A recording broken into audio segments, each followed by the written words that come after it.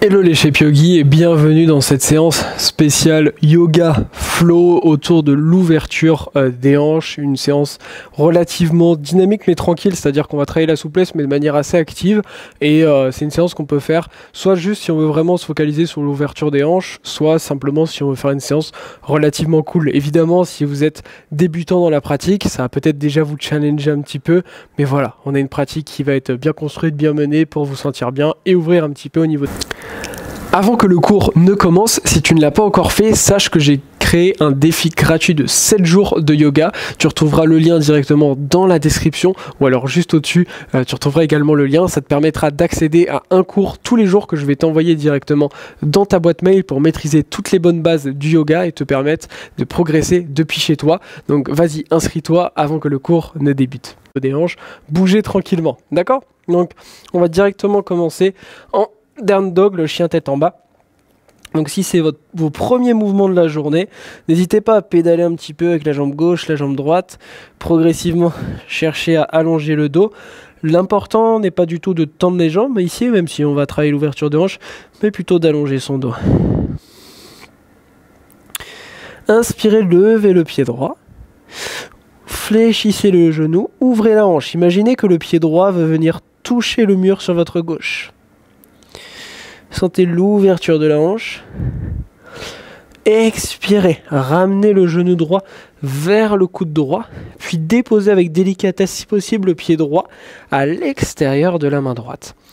Restez soit sur les mains, soit venez sur le bout des doigts. Et on va ramener un petit peu de mouvement. Dans cette posture de la fente du coureur, on ramène un peu de mouvement. Tranquille. Vous devez sentir la hanche gauche ici surtout. Vous pouvez utiliser des briques aussi, hein. Si vous manquez un petit peu de souplesse, on peut tout à fait mettre des briques sous les mains. Encore 5, 4, 3,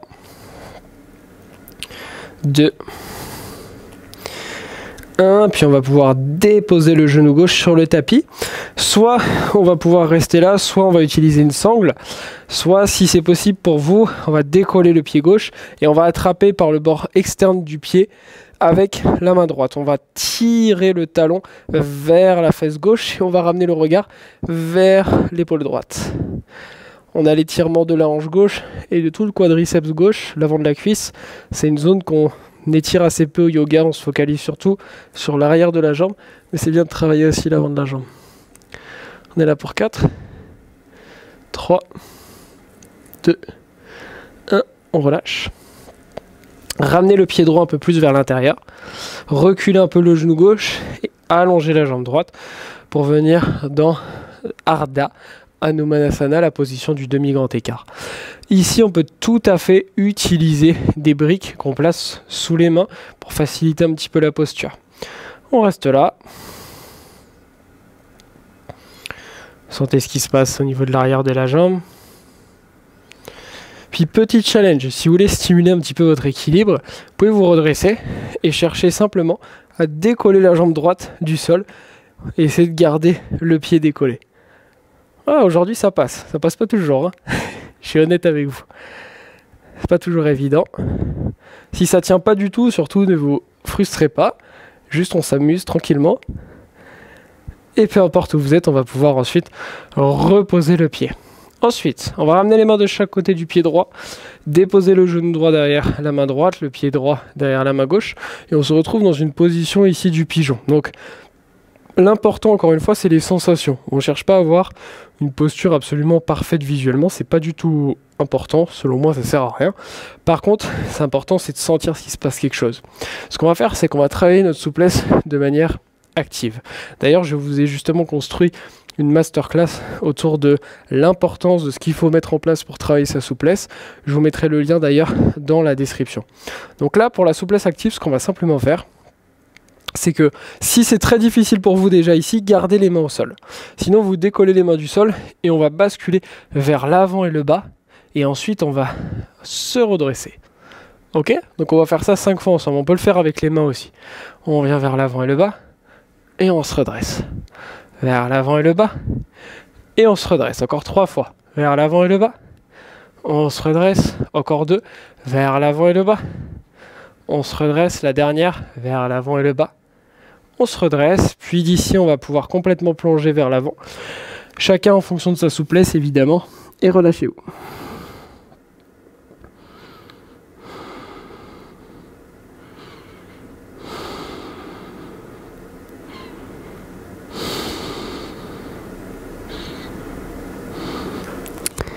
Tout doucement, venez vous redresser. On va venir dans la position 90-90. C'est un pigeon un peu modifié. Rapprochez le genou gauche. Et ici, on va essayer de trouver une position du coup qu'on appelle 90-90. Essayez de trouver quelque chose qui match pour vous. Ce qu'on va venir faire ici, c'est renforcer la hanche. Parce que pour travailler sa souplesse, il faut travailler son renforcement. On va chercher à lever le pied à l'arrière. D'accord? Donc c'est parti. On décolle le pied à l'arrière et on repose. On fait ça encore 4 fois. On décolle. On repose. On décolle. On repose. On décolle. On repose. On décolle. Ouh, on repose. On ramène le pied vers l'avant, on croise les jambes. On bascule et on vient dans un down dog, un chien tête en bas. On bouge un petit peu avec les pieds. Puis inspirez, levez le pied gauche, ouvrez la hanche. Expirez, ramenez le genou au niveau du coude gauche, puis déposez le pied gauche à l'extérieur de la main gauche. Pareil, la fente du coureur ici, on ramène du mouvement librement. Ça peut permettre également d'échauffer un petit peu les poignets, de faire ça.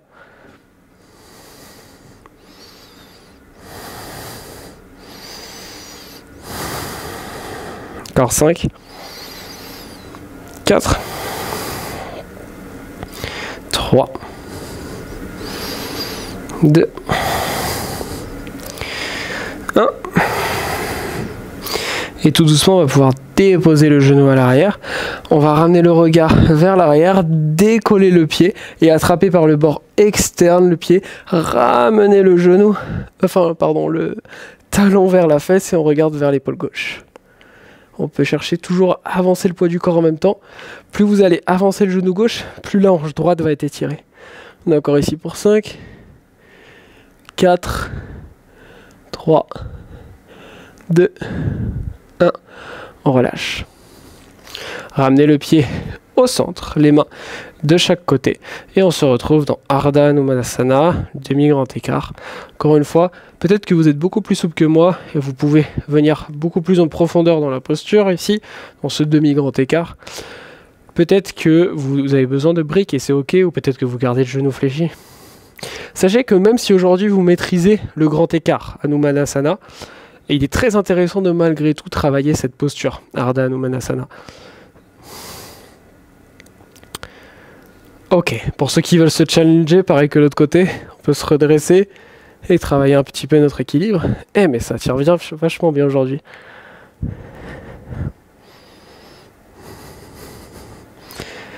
Encore là pour 5, 4, 3, 2, 1. On vient reposer le pied.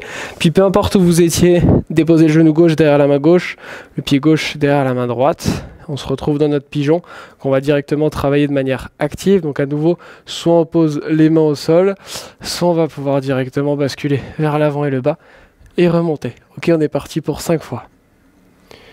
1, 2, 3, 4, 5. Et maintenant, on va pouvoir plonger complètement.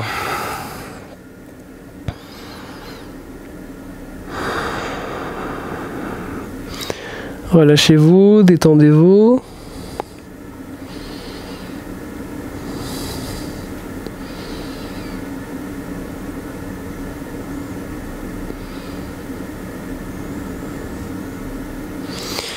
Puis d'ici, tout doucement, redressez-vous. On va de nouveau venir dans notre 90-90. Donc vous l'avez vu du premier côté.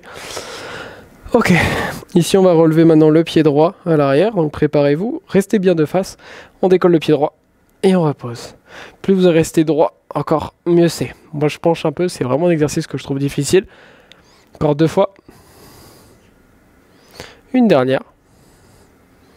Super. On bascule sur les fessiers. On va maintenant écarter les jambes larges et on va travailler notre pancake de manière dynamique. On appelle ça dragonfly au yin, on l'appelle le pancake dans la gymnastique. Donc ce qu'on va faire, c'est le faire de manière dynamique, ok, et après passive à chaque fois. On va commencer en se tournant complètement sur la gauche. On va essayer à ce que notre nez soit plus ou moins orienté vers le gros orteil.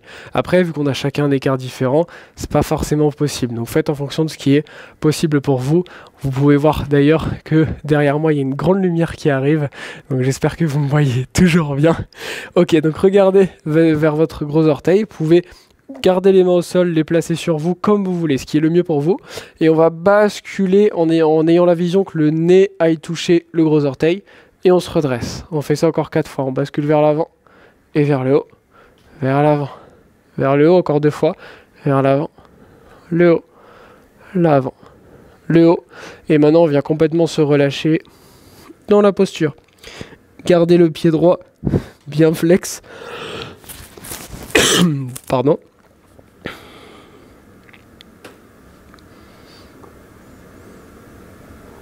On est là pour 5. 4, 3, 2, 1. Redressez-vous. Basculez sur l'autre côté, on vient faire la même chose. C'est parti, on bascule vers l'avant et le bas et le haut. Gardez la jambe gauche active. 2, 3, 4, 5. Et maintenant on plonge complètement.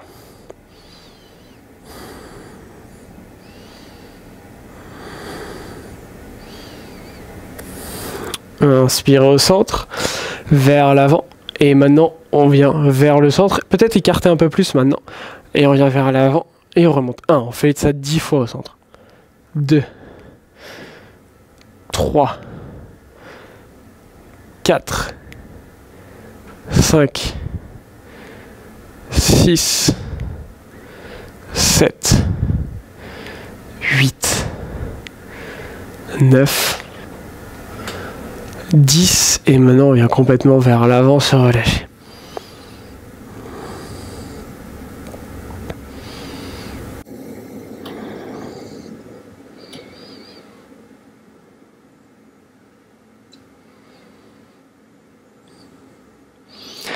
Restez aussi longtemps que vous le souhaitez dans cette posture. Vous pouvez rester plusieurs minutes pour vraiment absorber tous les bienfaits de la pratique et pouvoir aller encore plus loin dans votre souplesse. Et je vous dis à très vite. Namasté.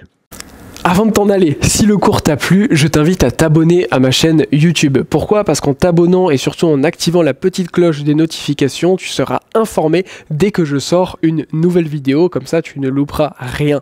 De plus, en t'abonnant sur ma chaîne YouTube, c'est complètement gratuit. Ça te permettra d'avoir accès à mes différentes playlists de yoga dans lesquelles tu vas retrouver différents cours sur différentes thématiques avec différentes durées, ce qui te permettra de pratiquer les séances que tu as tout simplement envie de pratiquer avec le temps que tu as devant toi. Donc vas-y, abonne-toi pour ne rien louper.